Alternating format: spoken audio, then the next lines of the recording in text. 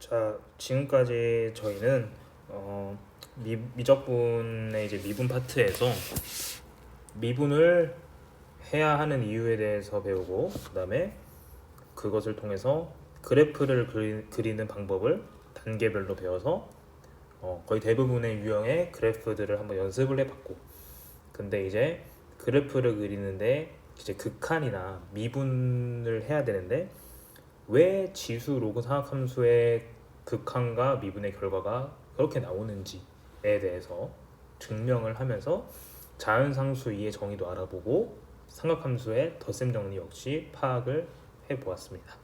그러면 이제 이 영상에서는 우리가 이렇게 미분하고 극한 배우고 뭐 삼각함수 덧셈 정리 암기하고 그래프 그리고 이런 이유가 대체 뭐냐에 대해서를 이제 설명을 하려고 그러는데요.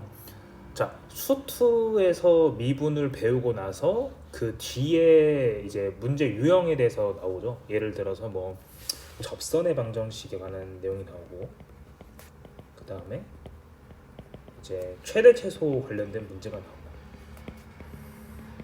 그 다음 방정식과 부등식 내용이 나오게 됩니다. 자, 접선의 방정식은 그렇게 크게 걱정할 필요는 없는 것 같아요. 왜냐면은 유형이 이미 고정이 돼 있고 우리는 이제 한 세 가지 유형만 파악을 하면 되거든요. 접점의 좌표, 접점의 좌표가 있는 경우, 그 다음에 없는 경우, 이렇게 나눠서 생각을 해주고 문제에 맞게 풀어주면 돼요. 그래서 다음 영상 이제 시작할 때는 접선의 방정식부터 디테일하게 설명을 들어가고, 그 다음에 최대 최소, 그 다음 방정식, 부등식 문제 한 몇 개씩 가지고 와서 한번 풀어볼 거예요. 자, 근데 이제 문제가 되는 부분이 바로 요 두 부분이거든요. 자, 우리가 수2에서는 비교적 다루기 쉬운 다항함수에 대해서 다루기 때문에 우리는 그 다항함수를 그리고 최대 최소를 구하는 게 상당히 쉬웠어요. 왜냐면 이제 극점이 되는 포인트들만 찾고 이제 그 최대 최소를 구해야 되는 범위만 알면은 거기에서 최대가 되는 값 바로 나오고 최소가 되는 값 좀 비교해봐서 바로 알 수가 있을 거예요. 근데 이제 함수가 복잡해지고 이제 지수, 로그, 사각함수 같은 좀 다양한 성질이 있는 함수들이 들어오면서 그래프를 그리지 않고서는 최대 최소를 파악하기가 굉장히 어렵습니다. 그래서 우리는 바로 시각화하기 어려운 그래프들을 이제 다 그릴 줄 아니까 그것을 다 그리고 나면 최대값, 최소값을 원하는 범위에서 다 구할 수가 있을 거고, 그 다음 방정식, 부등식 내용도 좀 쉽게 다룰 수 있겠죠. 근데 이제 그래서 뭐 최대, 최소 같은 경우도 크게 다르지 않은 것 같아요. 그래서 그래프를 그리고 최대, 최소 파악, 그죠? 바로 이거는 보이는 거니까.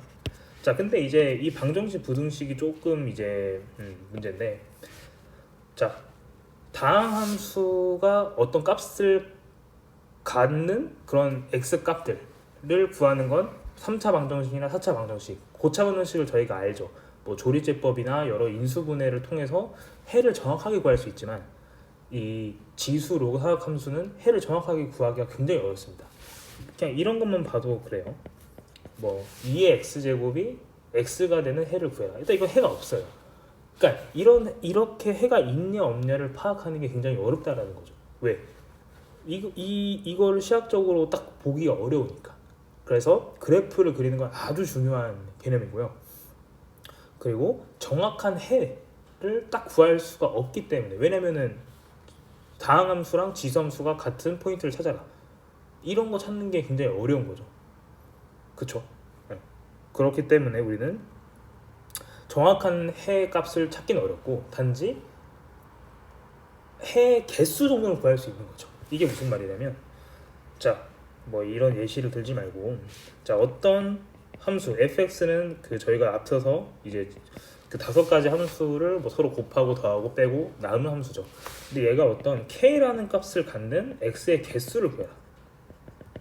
이런 문제는 많이 나온다는 거죠. 왜냐면 fx를 이제 막 이렇게 그렸어요. 근데 k가 이렇게 있다.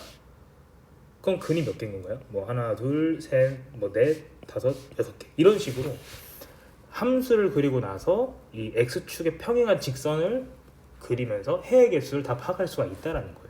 왜냐면 이런 극점들의 y-값을 알기 때문에 정확하게 구할 수 있고 개수 정도 정확하게 구할 수 있다라는 거죠. 그래서 이런 문제가 굉장히 많이 나와요. 그러니까 이제 미적분에서는 방정식 부등식 문제가 해를 정확하게 구하는 거를 요구하지 않고 단지 해 개수나 어떤 범위 정도는 물어볼 수 있다라는 거죠. 그래서 저랑 이제 여러 유형들 문제를 풀면서 이것들을 한번 해결해 보도록 하겠습니다.